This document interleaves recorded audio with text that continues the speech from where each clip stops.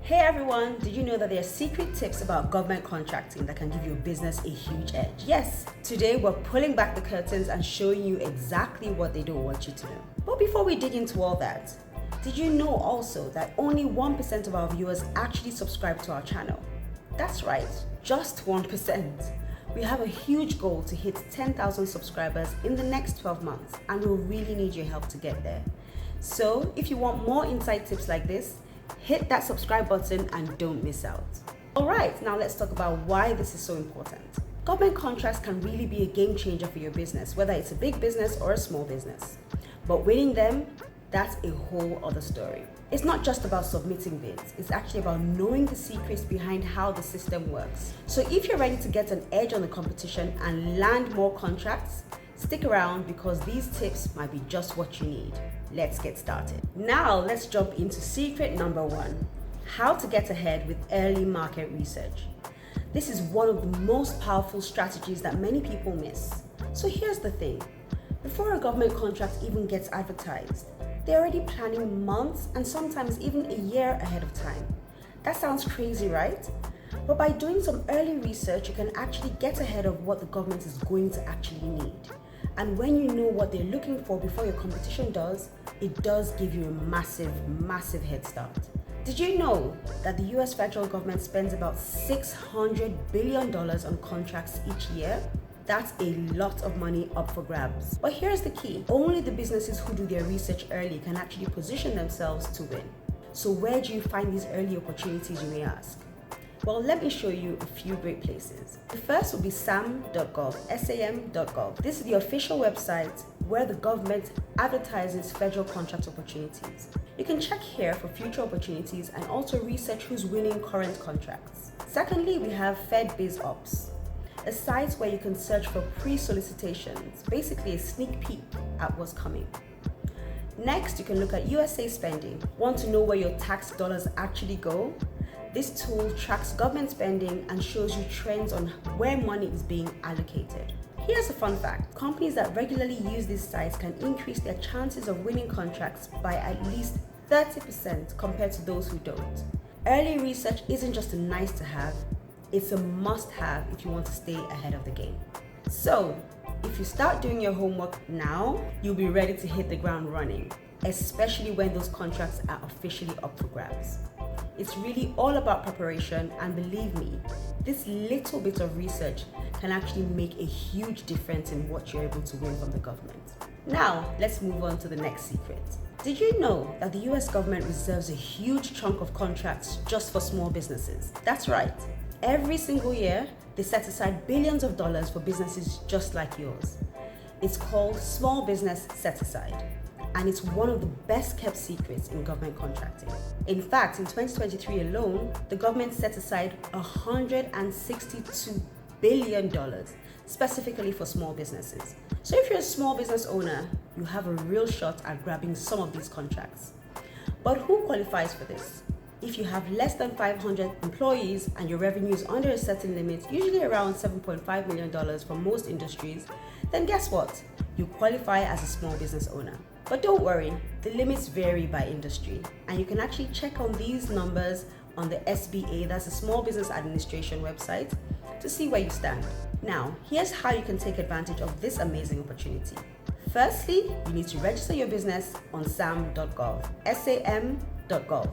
This is the government's official contracting website. It's free and it's so simple to register. Get certified as a small business, and this is where you can really shine.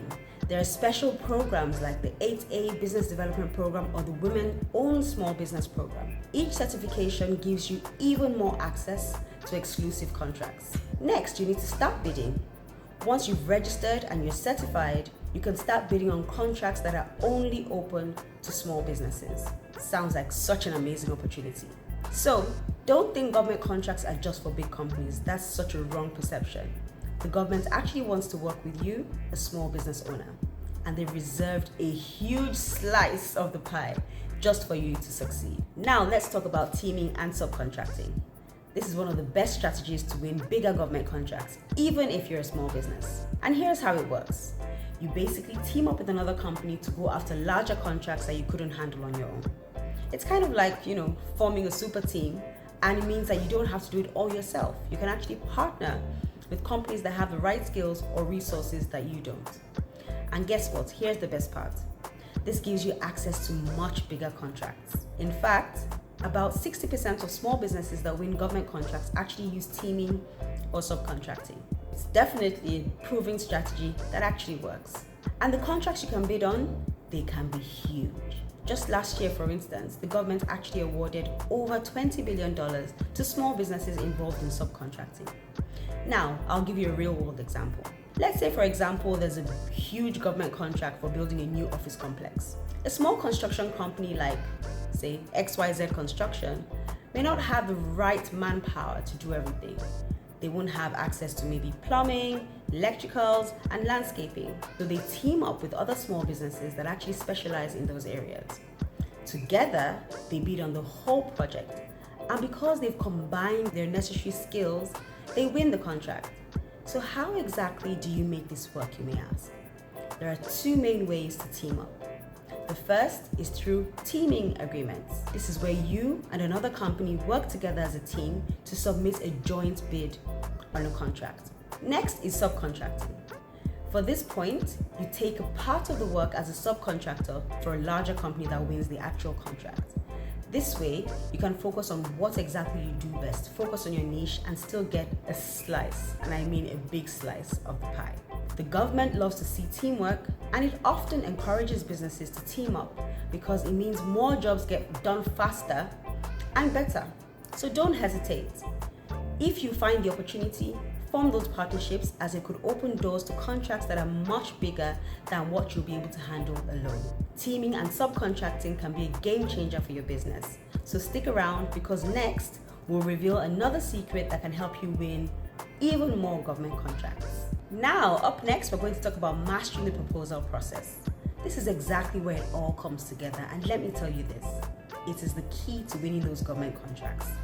You could have a great business, but if your proposal doesn't stand out, you simply would not get the contract. Did you know that the US government spends over $600 billion every single year on contracts? This shows it's a massive opportunity, but of course, the competition is fierce. So what makes your winning proposal stand out? A winning proposal basically has three ingredients: clarity, conciseness, and alignment with what the government values most. First up, let's talk about clarity. The government basically doesn't have time to guess what you're trying to say. Your proposal should be super clear about what exactly it is that you're offering. It should be clear also on how it meets their needs and why you're the best person to be chosen for the job. You should avoid industry jargon or complicated language. Just keep it simple. Imagine this: you're explaining your company, to someone who's hearing about your business for the very first time. Keep it simple. Secondly, we'll talk about conciseness. As you can imagine, the government's evaluators are going through tons and tons and tons of proposals. So you want to get to the point pretty quickly. No fluff. Just cut out anything that isn't directly showing you how you can solve their problem or how you can meet their goals. A good rule of thumb for practice is, if it's not helping you win, take it out. It's as simple as that. And here's a cool fact. The average winning proposal is less than 30 pages long. So it shows you that it's not really about writing more, it's about writing better. What the government values the most is the third and final point, and it's huge. You need to understand what exactly the government values the most. Every contract that comes from the government has a statement of work or a statement of requirements. And this is basically a list, it shows you what the government needs. And your job is to show them that you can not only meet their need, but exceed their needs. Show them that you understand the mission and highlight how you can deliver better, faster, or cheaper than the competition. For example, let's say the government wants to build a new website. They might care about price, but they also care about your ability to deliver a high quality, secure, and user-friendly site on time. If you can show them you have experience doing that, backed up by numbers and facts, they're more likely to pick you. And of course, here's a bonus tip. Use data in your proposal. Numbers speak louder than words. If you've done something similar before, include facts, like we've completed a project 30% faster than expected, or our solution saved the client $50,000, and so much more. The government loves to see results, so let your past work shine. To master the proposal process, Keep it clear, keep it concise, and make sure your proposal shows you understand exactly what the government values. Follow these tips and you'll be on your way to writing winning proposals that stand out from the crowd. Let's talk about leveraging GSA schedules. This is one of the best ways to give your business a huge competitive edge in government contracting. But I'm sure in your mind you're asking, what exactly is a GSA schedule? Well, let me break it down for you. The GSA, or the General Services Administration, runs a program called the GSA schedule. Think of it like a special government-approved list where companies that provide products or services can be pre-approved to do business with the government. If you're on the list, it's like having a VIP pass. It means agencies can buy from you faster and easier than from companies that are not on the list. And get this, the government spends more than $50 billion every single year through the GSA schedules. So if you're on it, you're right in front of the agencies that are actively looking to spend the big money. It's a serious game changer for your business. I'm sure the question in your mind is, how exactly can I get on the GSA schedule? It's not as hard as you might think, but of course it does take a little work. So here are the steps. First, you need to be registered on sam.gov, that's sam.gov. This is where the government tracks all their contractors, so it's the right starting point for everything. Step 2. Research your SIN, SIN. That's your special item number. You need to figure out your SIN, and no, of course, not that kind of SIN. In government terms, a SIN is, as I said, your special item number. Each SIN represents a type of product or service that the government buys. Find the SIN that best matches what you offer, because this is exactly how the GSA will categorize you and your business. Step 3. You need to prepare your proposal. This is where you show the GSA what exactly you offer and why you should be on their schedule. You need to include things like important information like pricing, past performance, and proof that your company is actually financially stable. It's kind of like applying for a job with the government. Now, the next step, 4, is to finally submit your proposal and wait for approval. This can take a few months actually, it can take a little while, but once you're approved, it means you're in. And that's when the real opportunities start flowing. Here's the bonus tip as always, just for you. One thing to keep in mind is that your pricing needs to be competitive. The GSA wants to make sure they're getting a good deal, of course, so be prepared to offer government agencies a discount or offer them some added value. This will help you stand out even more when you're on the schedule. So there you have it. Getting on the GSA schedule is like putting your business on the fast track to winning government contracts. It may take a little time, but with over $50 billion in contracts awarded through GSA schedules each year, it's definitely worth the effort. So guys, now you've got these 5 secrets. It's now time to put them into action. Whether you're new to government contracting or looking to up your game, these tips will help give you a serious edge in your next bid. Remember, the more you understand the process, the better your chances of winning those big contracts. Now, if you found this video helpful, don't forget to comment and subscribe. We're aiming for 10,000 subscribers in the next 12 months, and your support helps us keep making great content for you. And if you have any questions or tips of your own, please drop them in the comments below. Let's help each other win those contracts together. Thank you so very much for watching, and I'll see you in the next video.